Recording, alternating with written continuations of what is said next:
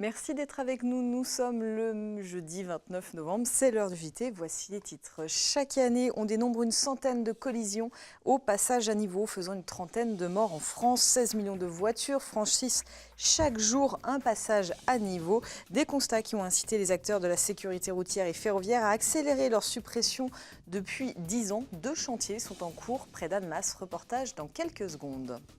Nous irons faire aussi un tour du côté de La Plagne en Tarentaise. La station ouvre son domaine dans une quinzaine de jours. Il reste encore beaucoup à faire pour les commerçants et le service des pistes, nous le verrons. Mais on se souvient, c'était il y a 10 ans tout pile, le drame d'Allinges. Oui, le drame a marqué la Haute-Savoie et bouleversé le rapport à la sûreté ferroviaire. Depuis, le nombre de suppressions de passages à niveau a nettement progressé partout en France et dans notre région. La Haute-Savoie compte ainsi 174 passages à niveau. 4 ont été classés préoccupants, situés à Allinges, Sallanches et dans la région d'Annemasse. Tous ont été supprimés ou vont l'être. À Régnier et Étrembières, 2 gros chantiers sont en cours. Une visite était organisée ce matin. Reportage. Chaque jour, 32 trains empruntent cette voie ferrée. Une circulation intense à l'arrêt depuis mi-avril. D'importants travaux sont en cours sur les passages à niveau 90 et 91 à Régnier et 93 à Étrembières. Tous les ouvrages d'art sont terminés. C'était une des grosses contraintes de ces 2 projets, c'était d'assurer la réalisation des ouvrages de génie civil entre la mi-avril et la mi-octobre pour permettre la remise en circulation commerciale des trains à compter du 9 décembre absolument. Donc les 2 ouvrages, que ce soit le pont rail ici ou la trémie ferroviaire au PN 93, sont terminés. Il nous reste à réaliser d'ici l'été 2019 la fin des chaussées permettant de rétablir les circulations routières.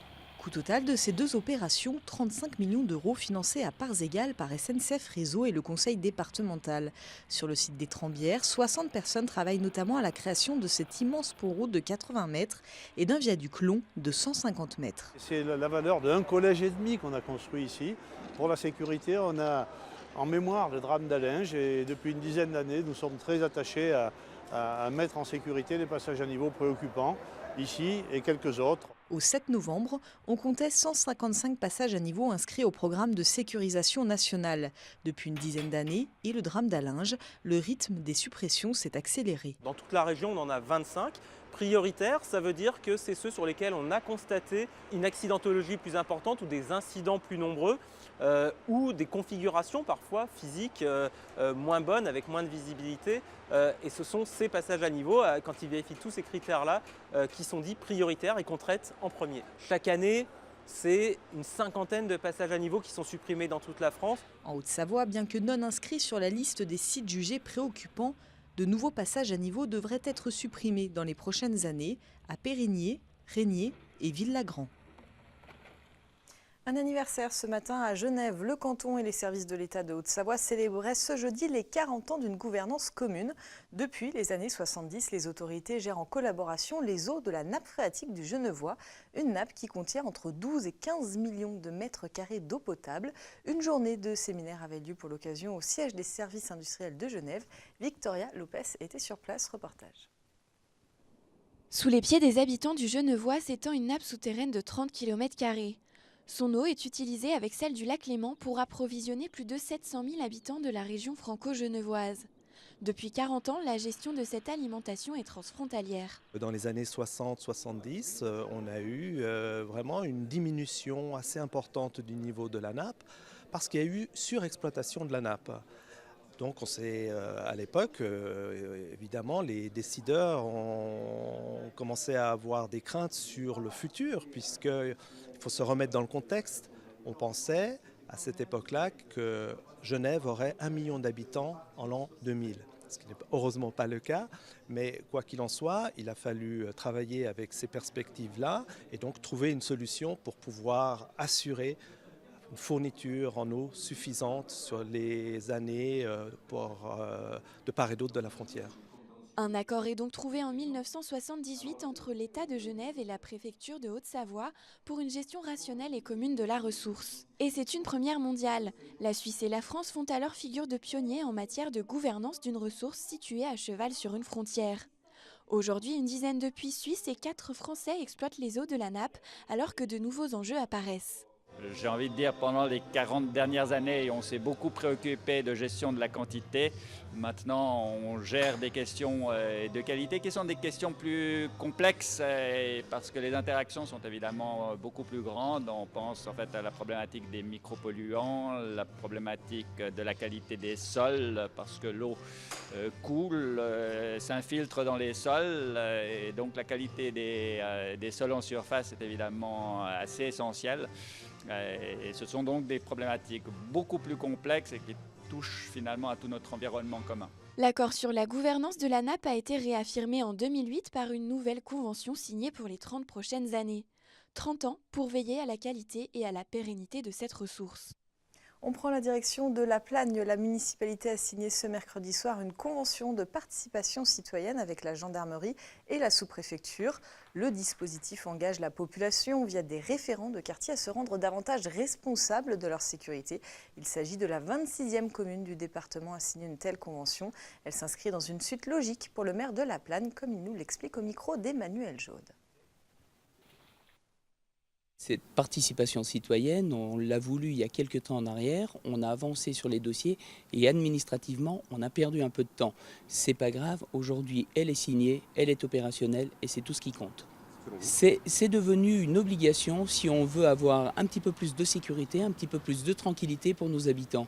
Et ça permet surtout de recréer du lien entre les habitants. Vous avez un référent, ce référent il est en relation avec ses voisins et ses voisins vont lui parler s'il détecte quelque chose qu'il pense anormal.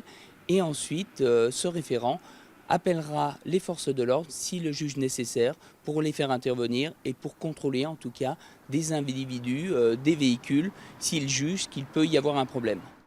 On reste à La Plagne, Fanette. Oui, puisque tu as profité de ton séjour dans la station pour partir à la rencontre des commerçants.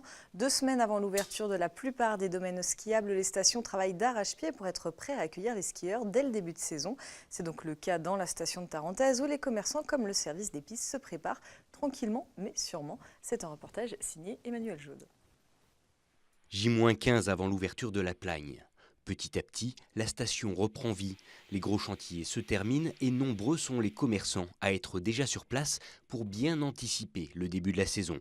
Il faut dire que le travail ne manque pas avant l'arrivée des clients. Alors tout arrive, on a la chance quand même assez au fur et à mesure. On ouvre les cartons dès qu'ils arrivent en étiquette. On range ou on met déjà en rayon en fonction de ce qui arrive. Et puis on prépare le matériel. Pour les skis, il faut monter les skis avec les fixations, les ranger, les étiqueter, rentrer dans l'informatique. Je vais parler de réglage informatique. Et puis être sûr que tout le monde soit au point sur l'utilisation des machines à l'atelier et former les nouveaux arrivants à notre esprit d'équipe, à notre manière de fonctionner. Et ça demande un petit peu de temps.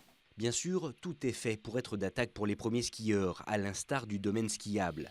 Les enneigeurs travaillent en effet sans arrêt pour créer la sous-couche et plus de 350 personnes sillonnent déjà les pistes afin de sécuriser les quelques 225 km de tracés balisés. Là, c'est vraiment la mise en place au niveau piste de tous les éléments de sécurité, les matelas de protection, les filets, vérification aussi de tous les éléments de sécurité, mise en place, réparation des postes de secours, nettoyage, pour que, comme on dit, J-16, ça va être J-10 avant l'embauche des saisonniers. La pression monte un peu, les collègues des remontées mécaniques finissent leurs derniers entretiens, les vérifications pour que tout tourne dans le bon sens au bon moment. La grosse pression là, est sur les niveaux culteurs, puisque pour l'instant on n'est pas bien servi en neige naturelle, mais bon, il reste encore 16 jours. Elle peut arriver, c'est pas besoin de beaucoup de temps pour nous faire le manteau neigeux. Le domaine skiable de La Plagne ouvrira donc le 15 décembre prochain. D'ici là, plus de 300 travailleurs saisonniers sont attendus. Quant au ballet des dameuses, il débutera à peine 4 ou 5 jours avant l'arrivée des skieurs pour ainsi fournir les meilleures conditions de neige possibles. Dernier épisode de ta série de la semaine consacrée au grand retour du vinyle. Voilà, le vinyle vit en effet une véritable renaissance depuis quelques années. Parmi les passionnés, certains ont assisté à ce retour avec le sourire. Franck Foubert est amateur de vinyle depuis toujours. Avec un associé, il a même ouvert une boutique dédiée à Annecy il y a 3 ans. Reportage dans cette adresse bien connue des amateurs. Ici, la musique est reine. Elle s'écoute tranquillement et sur platine. Franck a créé un lieu où l'on se sent bien pour y partager sa passion, celle du vinyle. Le vrai, loin des rééditions au son parfois plat et numérique. Le passionné est l'un des premiers à avoir cru à la renaissance des fameuses galettes noires. Moi j'ai toujours collectionné les vinyles, j'ai toujours cherché des vinyles. J'ai un label, j'ai fait des soirées, je suis DJ, donc c'est le support que j'ai toujours utilisé quoi en fait. Il y a un attachement à l'objet, à la pochette, c'est un peu comme un livre, il y a une histoire, et puis après il y a la qualité du son, il y a le rituel du vinyle, c'est-à-dire se lever, faire l'effort de chercher le disque, de le sortir, de le mettre sur la platine et puis de l'écouter en entier aussi. 90% des disques qu'on a, c'est des secondes mains. Donc c'est-à-dire que c'est des disques d'époque, quoi. Aujourd'hui, son magasin propose à la vente près de 8000 références et attire une communauté d'amateurs à l'oreille aguerrie. C'est un endroit où on peut se poser, discuter, partager notre passion, boire un café, écouter de la musique, pas forcément acheter non plus un disque, hein, mais voilà, quoi, c'est aussi un endroit de rencontre, de partage, de passionnés, quoi. Lancée il y a 3 ans, la boutique située dans le centre-ville d'Annecy déménagera mi-janvier à quelques pas de là, rue de l'Auverchy. Un nouveau royaume pour la communauté vinyle.